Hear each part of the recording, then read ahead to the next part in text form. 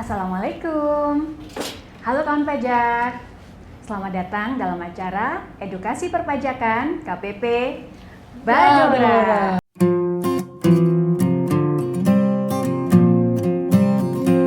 Bersama saya Nisa, lalu kemudian Pak Doli. Selamat siang saudara. Dan Mas Bambang. Halo kawan pajak. Sebelumnya saya mau menyapa kawan pajak dulu nih. Gimana kabarnya kawan pajak? Semoga sehat selalu ya.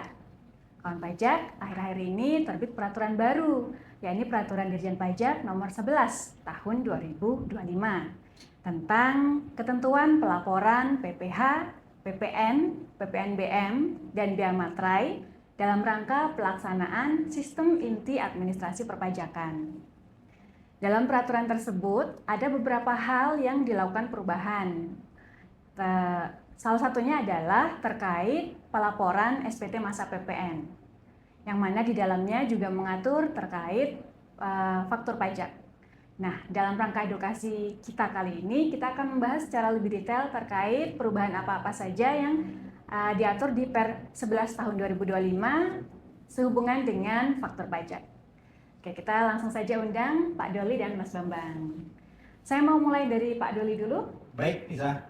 Oke, Pak Doli, untuk latar belakang yang mendorong terbitnya Per 11 tahun 2025 ini apa saja sih Bang? Silakan. Ya, baik, di podcast kita sebelumnya juga sudah kita sampaikan ya. Kalau kemarin itu kita bicara terkait orang pribadi sebagai pemotong pajak. Kali ini kita berbicara tentang faktur pajak. Jadi latar belakangnya itu ada 3 hal ya. Pertama, sebagaimana kita ketahui per 1 Januari 2025 untuk pelaksanaan hak dan pemenuhan kewajiban perpajakan termasuk pembuatan faktur pajak ini kita sudah melakukannya melalui aplikasi Cortex DJP.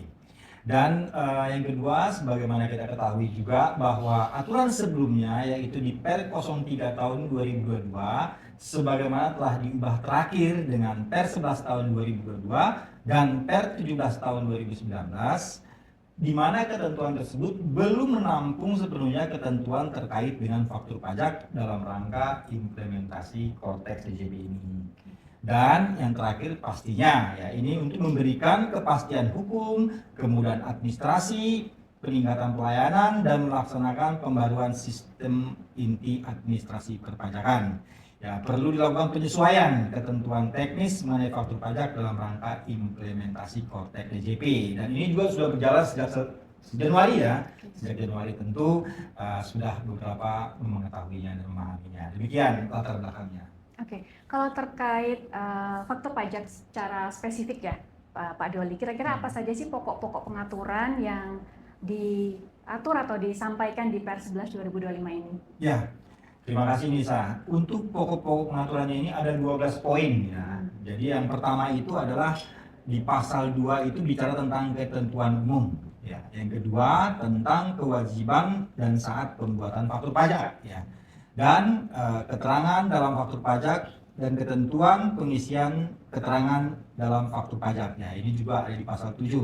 Lalu di pasal 8 tentang bentuk dan tata cara pembuatan faktur pajak. Yang kelima yaitu tata cara pembetulan, penggantian, dan pembatalan faktur pajak. Lalu yang keenam itu faktur pajak bagi PKP pedagang eceran, ya bagaimana perlakuannya. Lalu persyaratan formal dan material faktur pajak tidak lengkap, faktur pajak terlambat, dibuat dan faktur pajak dianggap tidak dibuat, itu di pasal 4. Lalu pelaporan faktur pajak. Yang ke-9 itu tentang keadaan kahar, ya artinya peristiwa yang di luar dari ekspektasi kita, di mana aplikasi tidak berjalan ya. Dan di ketentuan lain dan ada ketentuan peralihan serta ketentuan penutup. Ini pokok-pokok pengaturan dari terkait faktur pajak. Demikian kawan pajak. Oke, barusan yang disampaikan itu adalah pokok-pokok pengaturannya ya kawan pajak. Selanjutnya adalah mungkin yang sesuatu yang sangat ditunggu nih sama kawan pajak. Kira-kira pokok-pokok perubahannya ini apa saja sih? Silakan. Ya, baik ya kawan pajak, terima kasih Nisa. Inilah hal yang perlu kita ketahui ya, walaupun sudah berjalan sejak 1 Januari. Yang pertama itu pastinya aplikasi yang digunakan ya. Di mana dalam ketentuan sebelumnya kita menggunakan aplikasi e-faktur dan aplikasi faktur khusus untuk VAT refund orang asing. Sekarang kita menggunakan dalam aplikasi Cortex tentunya ya. Jadi dia sudah mengatur. Yang kedua, syarat PKP dapat membuat e-faktur ya, di mana dalam ketentuan sebelumnya syarat memiliki sertifikat elektronik, akun PKP yang telah diaktifasi dan nomor seri faktur pajak yang diberikan oleh DJP. Ya, dulu kan seperti itu. Nah, kalau ketentuan yang sekarang ini memiliki sertifikat elektronik atau kode otorisasi DJP dan akses pembuatan faktur pajak. Ya, jadi kita melakukannya melalui aplikasi Cortex DJP. Dan yang ketiga perubahannya adalah alamat tempat kegiatan usaha. Jadi ini ada yang bersifat mandatori, ada yang bersifat opsional, yaitu pengisian alamat tempat kegiatan usaha yang digunakan oleh PKP penjual untuk menyerahkan BKP JKP atau pembeli untuk menerima BKP JKP. Jika sebelumnya hanya bersifat mandatori, ya, untuk pembeli di kawasan atau tempat tertentu yang memiliki fasilitas. Ya. Dan yang ketiga adalah kode transaksi nih saya. Kode transaksi sekarang sebagaimana kita ketahui ya, perubahan kode transaksi itu menjadi 10 ya, ada 01, 02, 01 ini transaksi antar PKP ya. Kalau dulu dia pakai 01 ya. Kalau sekarang karena DPP tertentu yang 1112 ya. Sekarang hanya 04. Ada 02. Ya, 02 ini untuk transaksi kepada instansi pemerintah. Dan ada 03 ya, kode transaksinya. 03 ini untuk selain ya instansi pemerintah ya, pemungut ya. 04 inilah yang secara umum ya, selain yang bersifat mewah ya, kita pakai 04. Lalu ada 05. 05 ini untuk penyerahan tertentu ya. Besaran tertentu. Nah, ada 06. 06 ini untuk VAT refund untuk orang asing. Ada 07 ini kawasan berikat ya. 08 yang dibebaskan. 09 untuk pengalihan hak bangunan itu aset yang tujuan semula tidak untuk diperjualkan. Nah, yang menariknya ya ada 010 ya, di mana 010 ini peruntukannya adalah untuk penyerahan lainnya yang PPN atau PPNBM-nya dipungut oleh PKP yang melakukan penyerahan BKP JKP. Ya, ini kaitan dengan kode transaksi ya. Lalu kode status. Nah, ini juga menarik nih ya. Kode status. Di kode transaksi kode status ini sebelumnya kita mengenal istilah 3 digit terakhir itu 010 misalnya ya. Ini ada kode transaksi 011 ya, artinya kode 011 ini adalah untuk yang pembetulan. Nah, kode transaksi penambahan kode transaksi status untuk faktur pajak pengganti sebanyak 2 digit ya, sebelumnya 1 digit ya. Jadi artinya 010 menjadi 011 ya. 012 kalau ada pembetulan. Ya, kalau ada pembetulan jadi bisa terus ya. Jadi tidak 011 saja. Ya, ada 0 ya. Ya, jadi 012, 023 jadi tergantung berapa kali ya. 99 ya Bang ya. Iya. Sampai 99 ya? Iya, 2 digit sekarang. 2 digit sih? Ya, Nggak tahu deh. ya. Nah, yang berikutnya adalah perubahan terkait nomor seri faktur pajak ya. Jadi kalau ketentuan sebelumnya diberikan oleh DJP melalui permintaan oleh PKP. Kalau sekarang dengan sistem Cortex diberikan secara otomatis oleh sistem. Ya. Nah, yang perubahan berikutnya lagi adalah mengenai batas waktu unggah atau upload e-faktur. Ya, kalau dulu kan sebelumnya 15 ya, tanggal 15 ya. Paling lambat tanggal 15 bulan berikutnya. Kalau sekarang menjadi tanggal 20, jadi diberi waktu lebih panjang. Nah, perubahan berikutnya terkait PKP toko retail ya. Toko retail ini ya mungkin yang sifatnya konsumen akhir ya, yang beli langsung dikonsumsi ya, tidak dijual kembali. Untuk VAT refund ya Bang ya. Ya, khusus itu VAT refund ya. Ini membuat faktur pajak menggunakan model e-faktur dalam Cortex DJP ya. Jadi langsung melalui aplikasi Cortex. Yang next perubahan berikutnya adalah pemberitahuan ekspor ya, barang kena pajak tidak berwujud dan jasa kena pajak. Jadi membuat faktur pajak PEB ya, PEB ini adalah dokumen bersama suatu pajak khusus untuk BKPTB, barang kena pajak tidak berwujud, dan pemberitahuan ekspor jasa kena pajak yang menggunakan modul e-faktur dalam Cortex DJP. Sebelumnya itu kita menggunakan secara manual oleh PKP di luar sistem DJP. Nah, sekarang sudah ada modulnya. Lalu ada perubahan juga terkait kesalahan pengisian identitas pembeli. Ya. Jadi untuk yang sekarang ini tidak dapat dibuat faktur pajak pengganti, tetapi faktur pajak harus dilakukan pembatalan dan ditindaklanjuti dengan pembuatan faktur pajak yang baru untuk mencantumkan identitas pembeli yang benar. Ya, jadi tidak yang sebelumnya ini tidak diatur ya kaitan dengan kesalahan pengisian identitas pembeli. Nextnya perubahan berikutnya adalah faktur pajak pengganti pasca nota retur atau pembatalan. Faktur pajak pengganti dibuat dengan memperhitungkan nota retur ya atau pembatalan ya, jadi nilai neto, dan retur BKP atau pembatalan JKP dianggap tidak terjadi ya. Jadi ketentuan sebelumnya tidak diatur ya.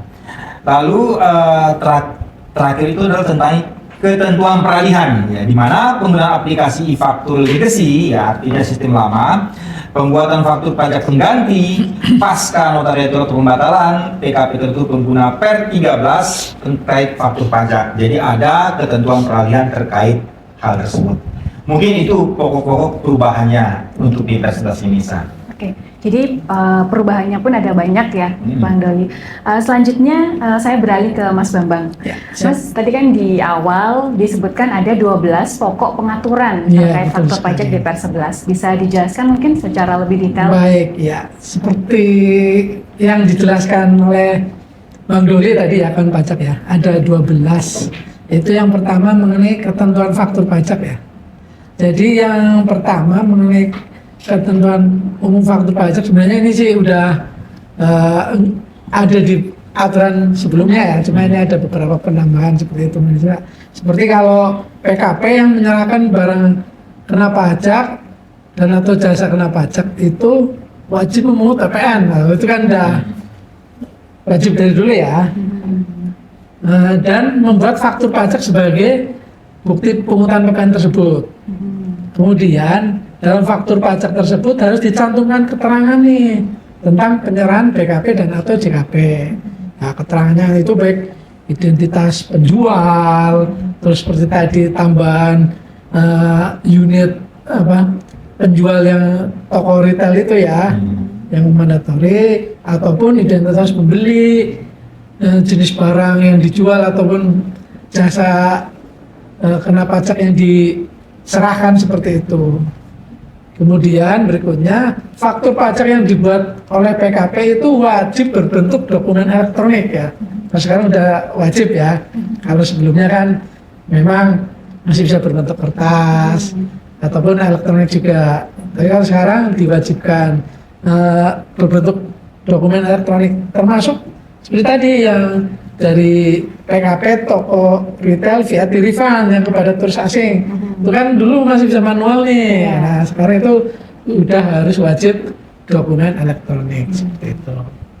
Kemudian PKP dapat melakukan pembetulan atau penggantian dan pembatalan faktur pajak.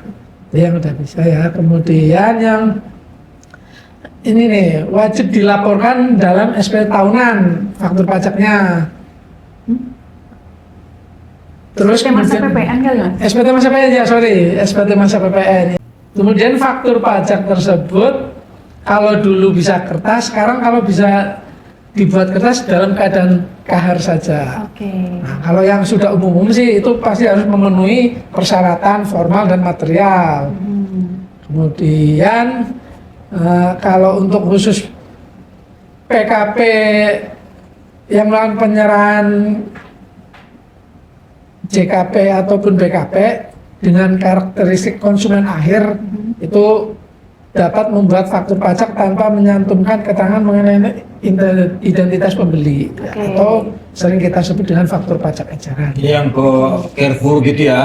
Ya, misalkan belanja di supermarket atau minimarket itu kan ada barang yang kena pajak, tapi kan nggak mungkin kita tanya satu-satu kan pembelinya. Artinya kalau dia mau bikin faktur pajak boleh dong ya? Boleh, silakan. Oke. Seperti contohnya kalau PNABI belanja kan, mereka bisa minta faktur pajaknya walaupun belanja di supermarket ya. Oke, Gitu. betul. Kemudian setelah ketentuan umum adalah kewajiban dan saat pembuatan faktur pajak nih, Nisa dan Bang Doli. Nah, PKP wajib membuat faktur pajak untuk setiap apa? Setiap penyerahan PKP, penyerahan CKP, ekspor BKP berwujud, ekspor BKP tidak berwujud, dan atau ekspor CKP. Nah, kapan faktur harus dibuat? Nah, faktur harus dibuat itu saat penyerahan BKP dan atau penyerahan CKP. Oke, kalau dalam negeri. Iya, sesama ini ya dalam negeri ya. Atau saat penerimaan pembayaran. Dalam hal pembayaran diterima lebih dulu sebelum penyerahan nih. Jadi kayak uang muka lah gitu Uang ya. muka, ya. Jadi- Barang belum dikirim tapi uang muka sudah. Sudah kita bikin fakturnya atas uang muka tersebut. Kemudian saat pembayaran termin dalam hal penyerahan sebagian tahap pekerjaan. Biasanya ini untuk konstruksi ya. Kemudian saat ekspor BKP berwujud, BKP tidak berwujud, dan atau ekspor CKP. Atau saat lain yang diatur berdasarkan KMK tersendiri. Saat lain ini mungkin Saat lain. penting ya. Saat lain, kalau misalnya saat lain itu contohnya mungkin transaksi kepada PKP rekanan, yaitu masuk saat lain nggak ya? Artinya ketika kita transaksi yang menggunakan APBN APBD, maka kita membuat faktur pada saat tagihan ya. Tagihan ya betul, padahal barangnya sudah diserahkan. Iya. Dan bisa juga kalau misalnya ada wajib pajak yang gue nggak mau nih saat yang disebutkan tadi, saat penyerahan BKP, saat pembayaran termin, saat penyerahan pembayaran, mau bikin saat lain ya boleh kali ya, tapi dia mengajukan kepada instansi Kementerian Keuangan ya, ada Kementerian Keuangan sehingga dia bisa melakukan pembuatan faktur saat lain ya, karena diatur dalam KMK ya. KMK ya. Ya. Oke. Kemudian selain itu PKP penjual itu harus membuat faktur pajak saat penyerahan atau apa yang tadi kita sebutkan, itu juga bisa membuat faktur pajak gabungan nih, Bang Doli. Ya, PKP dapat membuat faktur pajak gabungan, satu faktur pajak untuk satu kode transaksi dan satu pembeli yang sama dalam bulan yang sama, itu ya misalkan PTA nih menjual ke PTB PKP Kali-kali gitu ya. kali ini dalam sebulan bisa 4-5 kali. Nah, itu bisa dibuat satu faktur pajak aja asal kode transaksinya itu satu jenis. Nah, faktur pajak tersebut, gabungan tersebut itu harus dibuat paling lambat akhir bulan penyerahan. Jadi misalkan bulan Juni nih, berarti faktur pajak gabungannya harus dibuat paling terakhir tanggal 30 bulan Juni. Artinya menarik lah ini ya. Menarik ya, jadi faktur pajak gabungan ini kontra dengan tadi saat pembuatan faktur. Saat pembuatan Artinya faktur. diabaikan itu sepanjang transaksinya kepada konsumen yang sama berkali-kali ya. iya, dan kode transaksinya sama. Misalkan Oke. tadi yang baru dijelaskan 01 atau 04 itu. Kalau kode transaksinya sama, itu bisa dibuat faktur pajak gabungan seperti itu. Oke. Tapi ada pengecualian nih untuk faktur pajak gabungan. Nah, faktur pajak gabungan ini tidak dapat dibuat atas penyerahan BKP dan atau JKP yang mendapatkan fasilitas PPN atau PPN dan PPNBM tidak dipungut sesuai dengan ketentuan mengenai penyerahan BKP dan atau JKP ke dari dan ke kawasan atau tempat tertentu nih. Berarti artinya kalau kita transaksi ke kawasan berikat, walaupun berkali-kali dia belanja ke saya, Ya, harus dibuat tiap transaksi itu, tiap Bang. transaksi. Tidak bisa dibikin faktur pajak Karena gabungan. pengecualian tadi Pengecualian kalau dia tadi. menggunakan fasilitas. Iya, Baik. seperti itu. Oke. Jadi kalau 07 nggak bisa digabung ya, Mas? Nggak bisa digabung ya, seperti itu. Oke, selanjutnya Mas Bambang, kira-kira keterangan apa saja sih Mas yang harus dicantumkan nih dalam faktur pajak itu?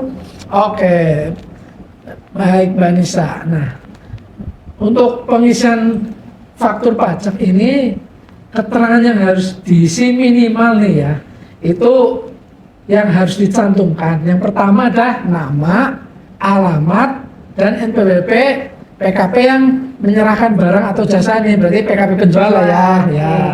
Kemudian identitas pembeli BKP dan atau penerima JKP. Nah, untuk ini ada beberapa macam nih untuk pengisian identitas ini. Nah, untuk bagi wajib pajak dalam negeri, badan dan instansi pemerintah itu harus memuat nama, alamat, dan NPWP. Kalau untuk subjek pajak dalam negeri berupa orang pribadi nih, itu nama, alamat, NPWP atau NIK. Nah, karena kan sekarang sudah ada pemadanan NIK ya, ada NPWP gitu, seperti itu. Kalau WNA berarti pakai NPWP 16 gitu. Nah, ya seperti itu. Kalau WNA yang sudah punya NPWP ya. Kemudian bagi subjek pajak luar negeri, itu orang pribadi memuat nama, alamat, dan nomor paspor sebagai identitas. Sedangkan kalau subjek luar negeri berupa badan, itu cukup nama dan alamat subjek pajak tersebut itu. Itu yang kedua ya, keterangan kedua. Kemudian yang ketiga adalah jenis barang atau jasanya, baik berupa jumlah harga atau penggantian dan potongan harganya ya. Misalkan ada diskon, ya itu harus diisi di situ, cantuman situ. Itu keempat. Kelima, kemudian pasti ya PPN yang dipungut ya. Nilainya harus diisi baik berupa DPP ataupun PPN-nya, nilai PPN-nya. Kemudian PPN BM yang dipungut kalau ada, itu wajib diisi. Kemudian kode, nomor seri, dan tanggal pembuatan faktur pajak. Dan yang terakhir itu adalah nama dan tanda tangan yang berhak menandatangani faktur pajak. Kalau ini Mas Bambang, tadi kan disebutkan mencantumkan PPNBM yang dipungut. Artinya kan di sini kan kalau untuk PPNBM ini kan hanya dua pengusaha ya, produsen dan impor BKP. Berarti pada saat dia memproduksi PPNBM dia masukkan ya. Layer berikutnya enggak dong? Ya kan?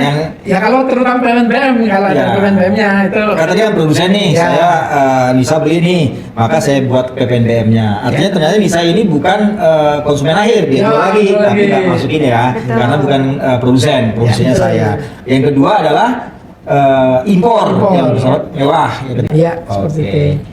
Baik, terima kasih Mas Febri untuk mengkonfirmasi saja supaya jelas kaitan dengan PPNBM yang dipungut tadi cantumkan. Oke, tadi kan disebutkan bahwa salah satu poin minimal yang harus dicantumkan itu adalah harga jual atau DPP-nya dan PPN terutangnya. Ya. Bagaimana bila transaksinya ini dalam mata uang asing? Oh gitu, baik. Gimana Mas? Silakan. Iya, terima kasih Manisa. Jadi untuk kalau misalkan kawan pajak ini bertransaksi dalam mata uang asing, itu harus dikonversi dulu ke nilai rupiah sesuai dengan nilai kurs KMK pada saat tanggal penyerahan faktur pajak ya. Ya seperti itu. Saat faktur pajak seharusnya dibuat. Seharusnya dibuat ya.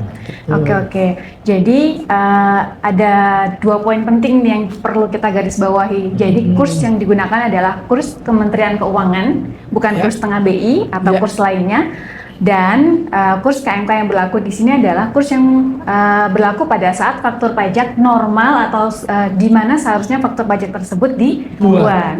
Nah, artinya kawan pajak pada saat suatu faktur pajak atas transaksi yang dilakukan menggunakan mata uang asing ini dibuat faktur pajak pengganti, maka faktur pajak pengganti tersebut harus juga menggunakan kurs Menteri Keuangan di mana faktur pajak normalnya seharusnya diterbitkan. Betul begitu Mas Bambang? Ya betul. Kalau dulu kan di faktur pajak fisik yang hard copy itu ada faktur pajak yang di sampingnya itu yang mata uang asing, US, sampingnya rupiah. Sekarang enggak ya? Ya, enggak. Jadi harus langsung dikonversikan ke dalam rupiah. Nah, baik itu transaksi dengan dolar ataupun dengan euro ya, sesuai mata uang yang ada di dalam list kurs KMK Menteri Keuangan. Oke. Selanjutnya terkait faktor pajak pengganti nih, tadi kan kita udah merepet nih terkait faktor pajak pengganti.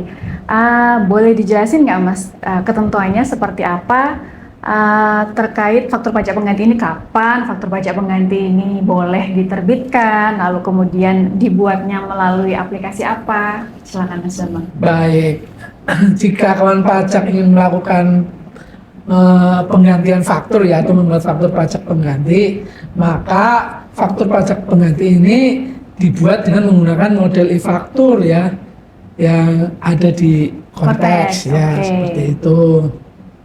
Terus dapat dilakukan sepanjang SPT masa PPN yang dilaporkan faktur pajak diganti masih dapat disampaikan atau dilakukan pembetulan sesuai ketentuan. Oke. Nah, Mungkin lebih supaya mantap itu, kenapa kita melakukan faktur pajak penggantian, alasannya itu misalnya? nah, mungkin ada kesalahan tulis ataupun kesalahan hitung dalam ini ya,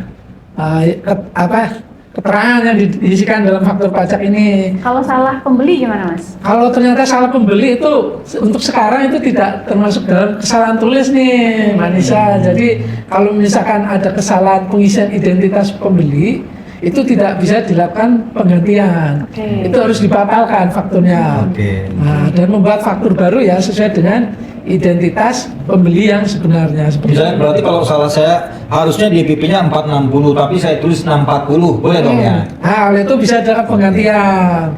Seperti itu, membuat faktur pajak pengganti. Oke, tadi faktur pajak penggantinya dilaporkannya di mana, Mas? Pada saat dia dibuat atau pada saat di mana faktur pajak normalnya itu dilaporkan?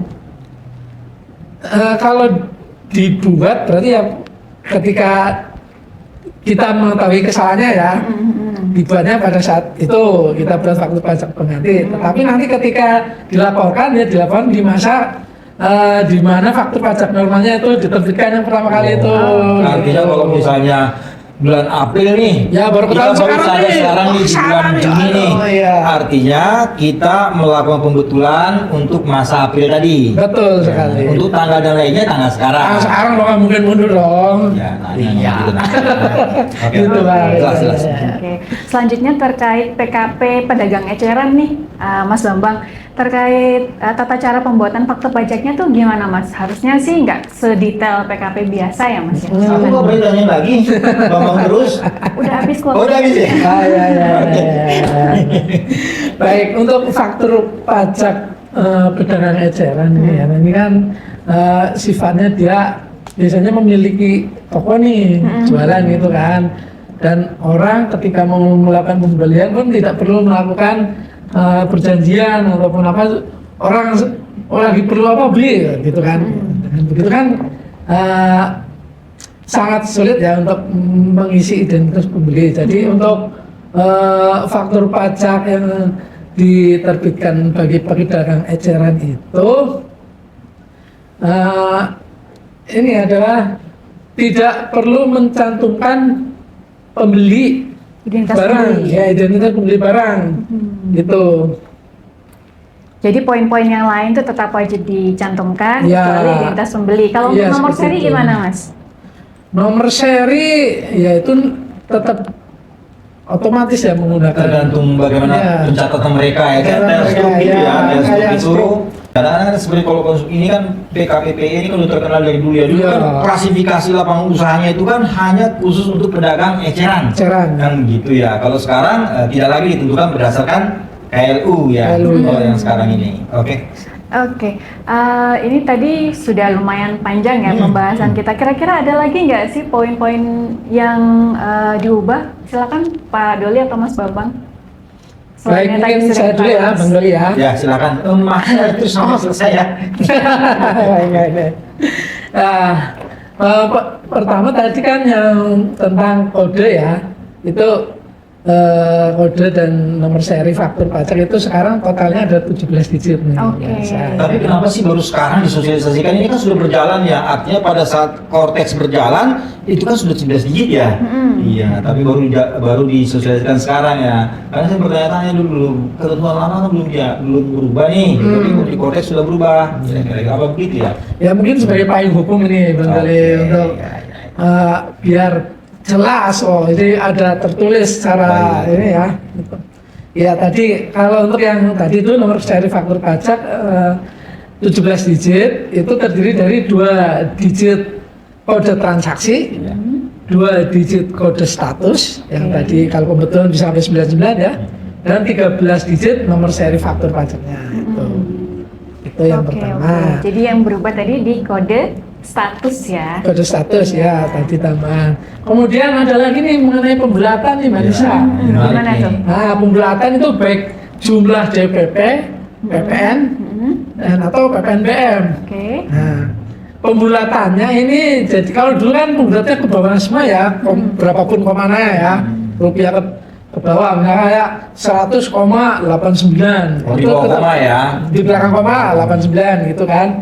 Itu dibulatkan tetap 100. Oh, Jadi hilang semua. Hilang semua ya. kan kalau PPH itu kan 3 digit terakhir ya, jadi 000 semua ya. Kalau untuk itu, kalau Ya. ini di bawah koma ya. Ya, bawah koma rupiah penuh lah istilahnya ya. Baik. Nah, pembulatannya ini aturannya adalah untuk nilai di bawah 0,50 itu dibulatkan ke bawah. Oke.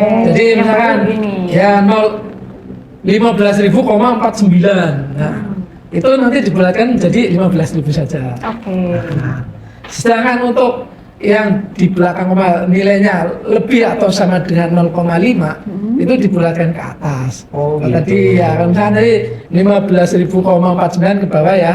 Nah, ini misalkan 15.000,60. Nah, itu nanti dibulatkan ke atas jadinya Satu ya. 15.001 rupiah. Oh, artinya bukan di bawah belakang koma itu bukan dinolkan ya. Nah, dinolkan tapi lagi. mengikut tentang lebih besar 5 atau sama dengan ya. Ya, Kalau di atas betul. 5 sama dengan ke atas. Oke. Jadi lebih mirip pembulatan secara matematis aja. Iya, Iya, lebih iya. matematis ini. Oke, lalu kemudian batas upload tadi tanggal 20 ya Mas ya. Iya. Oke. Silahkan untuk kesimpulan mungkin. Mungkin Bang Doli? Kalau kesimpulan saya kira bisa ya. Bisa menyimpulkan sambil mengatur ritme waktunya. Oke. Oke, jadi kawan pajak dengan berlakunya Per 11 tahun 2025 yang mulai berlaku per tanggal 23 Mei 2025, maka kepada Pera PKP ini diharapkan untuk mempersiapkan diri dalam menghadapi beberapa perubahan yang telah kami jelaskan tadi. Sehingga dengan penyesuaian atas perubahan peraturan tersebut, para PKP ini dapat lebih mudah dalam melakukan usaha. Seperti itu. Sekian edukasi perpajakan dari kami, semoga bermanfaat. Bila kawan pajak masih ada yang ingin ditanyakan terkait faktur pajak, pengaturan faktur pajak dalam Per 11 2025, kawan pajak bisa langsung datang untuk berkonsultasi ke KPP Badan dan Orang Asing atau bisa juga menghubungi layanan WhatsApp Helpdesk KPP Badora di nomor 0811 1330 053. Terima kasih kawan pajak sudah bersamai sampai akhir. Selamat jumpa. Sampai jumpa. Sampai jumpa. Terima kasih berikutnya.